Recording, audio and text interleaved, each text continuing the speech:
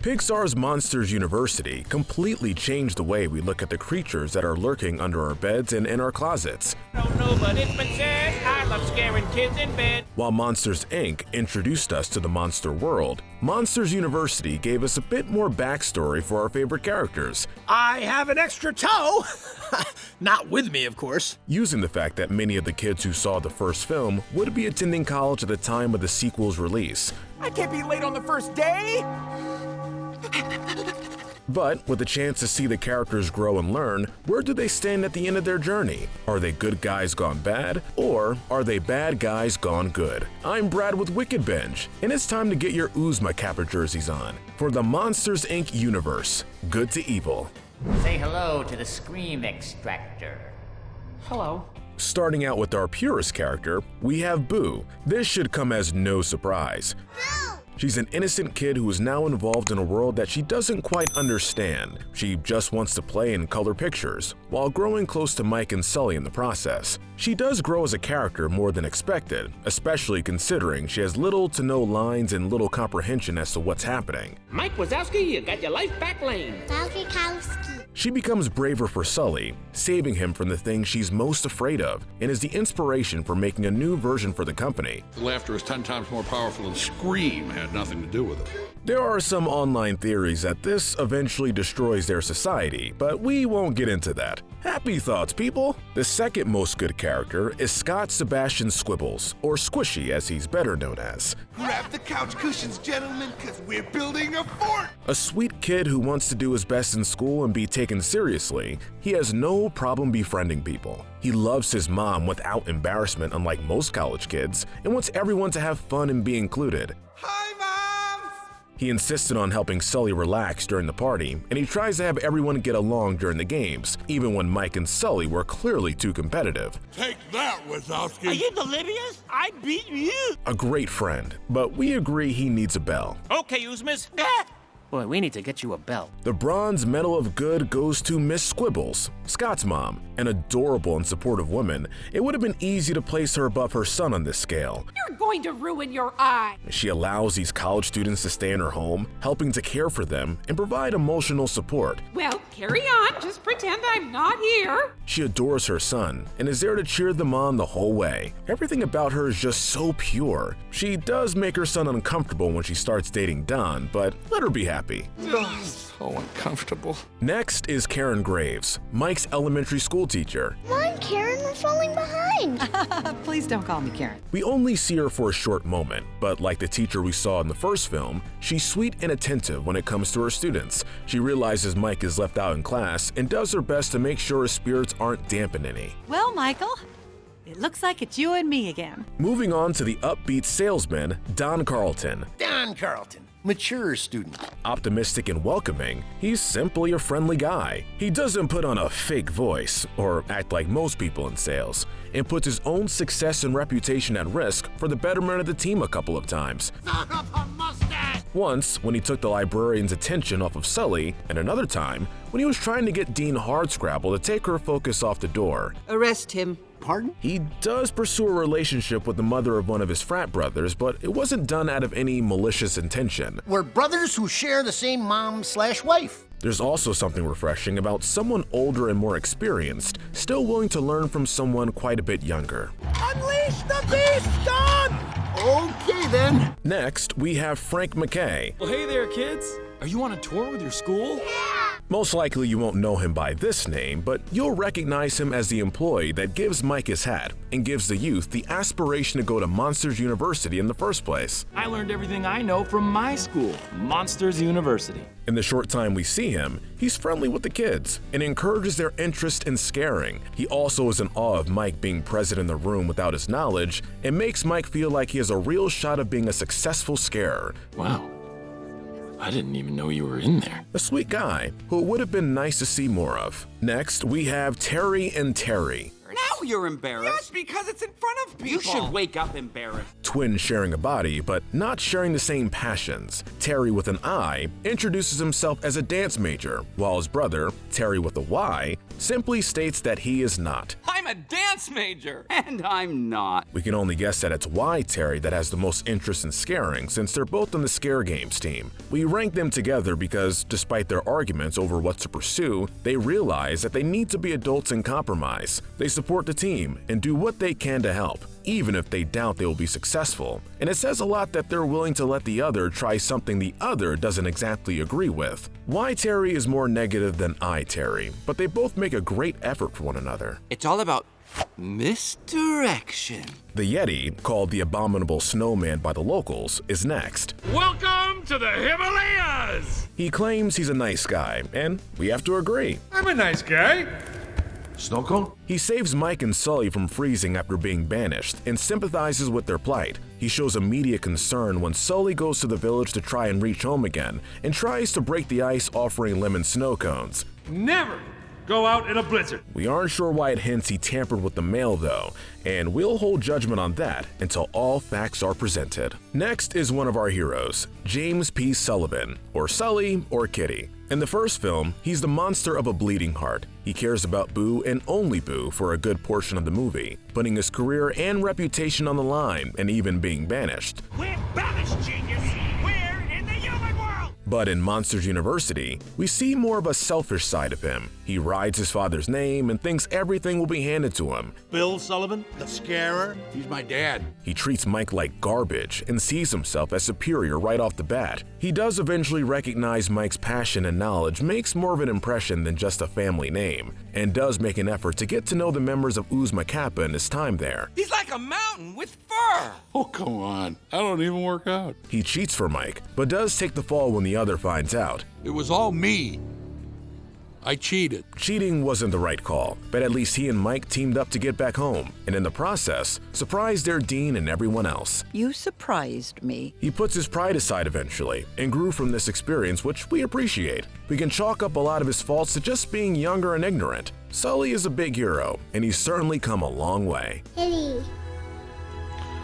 Kitty has to go. Next, we have Mike. He's first portrayed as vain, critical, and obsessed. Hey, come on, get lost, you two. You're making him lose his focus. Those seem to be traits he grew up with, that grew worse the older and more reputable he became. He doesn't care for Boo at all at first, only becoming bitter after they're banished. Ever since that kid came in, you've ignored everything I've said, and now look where we are. He does come around, helping her and Sully flee Randall and Waternoose, and helping them discover a new source of energy for the city. Great job, Mikey. You filled your quota on the first kid of the day. Seeing him grow up, he does try to stay optimistic and friendly, training the other members of their house to be better competition in the Scare Games. It's through his determination that they were even given a chance, and it was his wit that helped him escape the human world and move up the ranks, starting as mail clerks. He's stubborn and not willing to compromise at first, but he grows to realize that everyone has their strength. Mike, I can't. Yes, you can. Stop being a Sullivan and start being you. It was also touching how he spent all his free time reassembling Boo's door. Sorry it took so long, pal. It was a lot of wood to go through. Which really shows that Mike is a compassionate and caring friend. Next is Brock Pearson, the amped-up Scare Games announcer. You would think at first glance he would be a typical jock trope that is looking to demean the underdog any chance he gets. But in a nice twist, he actually doesn't seem to favor one team over the other. He has nothing but passion and excitement for the games, and he wants everyone else involved to feel the same way. I love this energy! He calls out cheaters without any bias, and he only wants everyone to have fun. John Mckay has been disqualified! He tends to have too much energy most of the time, but overall, he's a good guy. Encouraging people it's worth it to die during the games is the only thing that knocks him down to this placement. You could totally die. And it's worth it! George Sanderson is next on our list. Mainly known as the monster who can't catch a break, he's a victim of being cleansed over and over after being exposed to children's clothes and toys. We have to give the guy props though. Even when he's shaved and publicly humiliated, he still comes to work and doesn't take his frustration out on anyone else. Well, except for Charlie, but Charlie was directly at fault. Speaking of, Charlie is next on our list. Oh, come on now, George. I know you can do this. Why is he ranked lower than the man who shoved a sock in his mouth? George and I are like brothers. Well, Charlie is a career man and is pretty on the ball. So, that being said, you would think he would figure out that the children's stuff wasn't harming his friend. In fact, what was harming George was Charlie announcing the contamination every time. 2319! We have a 23! George clearly figured out that the stuff wasn't toxic, so why didn't Charlie? And there's no way Charlie turned himself in for having a sock in his mouth. Next, we have two characters ranked together, Needleman and Smitty. Staff in the first movie, their jobs range from cleanup to door demolition to fanboying. I told you, call me Sully. I don't think so. They take the job seriously when it comes to the safety of the scarers, rushing to quickly get rid of doors deemed too hazardous. They praise the scarers for their work, scolding each other when they think they're being too distracting. Go get him, Mr. Sullivan! Quiet! You're making him lose his focus! They straighten up the Employee of the Month pictures, and they're obviously trying to make a good impression to move up in the ranks. Now we have Bile. He's the first monster we actually see in the first film. He becomes scared and nervous going into a child's room. His only act that can be considered bad is when he doesn't grasp how dangerous the job is. The monsters are taught that children are toxic and can kill a monster easily. A single touch could kill you. So in that sense, he should have been far more educated on his work and made more of an effort to do his job safely and sensibly. Can you tell me what you did wrong? Next, we have Cilia, Mike's girlfriend and the front face of the company. She's sweet and welcoming. Oh, schmoozy poo. Googly bear. One might think she should be higher on this list, but she's also proven to be short-tempered by the end of the movie. Not that we blame her for being exhausted, but screaming at your partner in the middle of the hall at work isn't the best way to go about getting some stuff off your chest. Last night was one of the worst nights of my entire life. Next is Flint. We can't say much, since she's really only the woman in charge of keeping everything running on the scare floor, running the training simulations. She's a no-nonsense woman who wants everyone to stay on task, which can make her seem unapproachable. Can anyone tell me Mr. Bile's big mistake? We don't really see her when they convert to laughter, but whether that was because Sully gave her a different job or because she didn't believe in being friendly to kids remains a mystery. Since we don't know much about her, we can't really rank her higher or lower. Next on the list is Art, the hippie of the Uzma Kappa house. He makes a weird introduction. Excited to live with you and laugh with you and cry with you. His energy is all over the place. He doesn't seem to understand personal space at all, and while he's great support for his friends, there is a possibility he's unstable. He wants to touch things he's warned are dangerous, putting the safety of him and his team at risk. You are not gonna want to touch this bad boy. I want to touch it. And he makes the odd declaration when they are caught on company property that he can't go back to jail. What are you doing up there? I can't go back to jail. What'd he do? Professor Knight is next. You're in my town now, and I do not scare easily. He may appear condescending at first, but considering scaring is deemed a dangerous and needed profession in their world, his demeanor when approaching lessons makes sense. He has no time for joking around, and while he knows Sully's family name, he refuses to play favorites when Sully's not performing well in class. One frightening face does not a scarer make, Mr. Sullivan. He rewards hard work and discourages no effort. He's not the most motivational speaker, but he is a good instructor. You want a hope of passing this class, you better eat, breathe, and sleep scary. Next, we have Claire Wheeler. Human children are toxic. The more critical announcer, she has clear favorites in the scare games and is upfront with her lack of faith in the OK Frat. Oh, shocker! Uzma Kappa has been eliminated. She's usually bored and has a hard time dealing with her co-announcer's energy, but she does take her task seriously and calls out anyone not performing well. Ah, tough break for the roars. Next is the Watcher from the Shadows and the Observer in Plain Sight, Roz. This office is now closed. We don't know much about what she does, except that she's willing to do various jobs to succeed in her undercover work. Her attention is focused on Mike and Sully once they make the show of returning from the human world, and she keeps that focus through their careers as scarers. I'm watching you, Wazowski. It's hard to say what she's had to do in her investigations against Waternoose, since government work can be shady. I never would have known that this went all the way up to Waternoose. But she does root for the good guys, and she displays sympathy when they have to send Boo home. I'll give you 5 minutes. Next, we have Dean Hardscrabble, the woman in charge of the scare program at Monsters University. She is the embodiment of intimidation. Most might expect her to be lower on this list, but we have our reasoning. She's driven in her work and states that she's only interested in producing the best scares possible. It's my job to make great students greater. After all, College is a business. Got that right. And she has a reputation to protect. She does take delight in seeing the OK frat almost lose, warning Mike it's only a matter of time before she wins their bet and forces him to leave campus. Your luck will run out.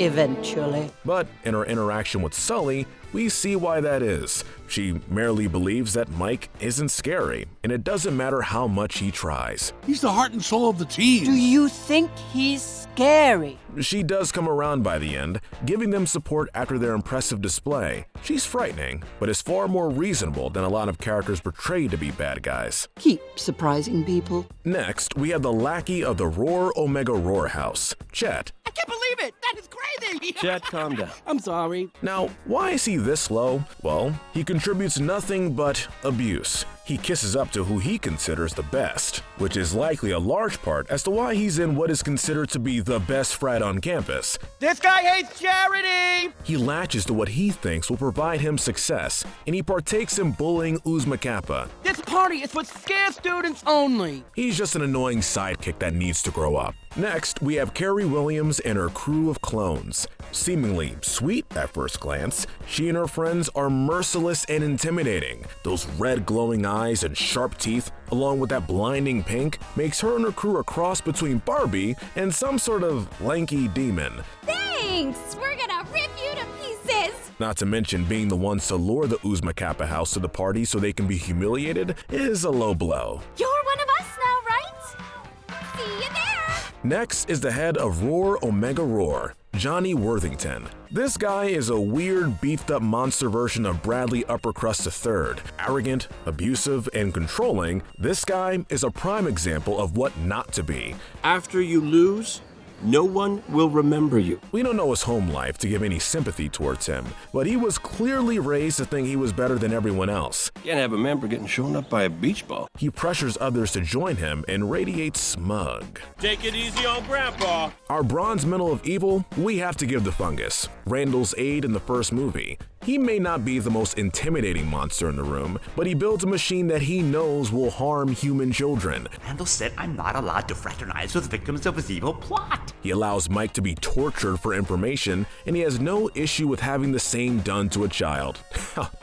Terrible. And we're glad he got a taste of his own medicine. Now, our silver medal of evil goes to Mr. Waternoose. There's nothing more toxic or deadly than a human child. This shouldn't be a shock at all. He's a businessman, putting his company above the needs of his employees or the human children they interact with. He has no issue using Boo as an example, and banishes Sully and Mike just to get them out of the way. He only mourns losing them, knowing that Sullivan is his best scarer and not caring for the other's personal safety. Because of you, I had to banish my top scarer. He's caught confessing he'll destroy anything and anyone that stands in his way, which leaves us to wonder, what else has he done behind closed doors? Anyone who gets in my way!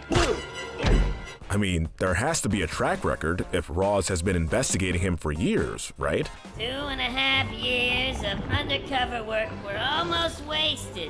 I suppose the only defense he has is the fact that the monster world needs energy, and someone has to provide it. The energy crisis will only get worse because of you! But finally, our gold medal of most evil goes to Randall himself. A shame, since he started up as such a sweet kid too afraid to use his invisibility. Sorry.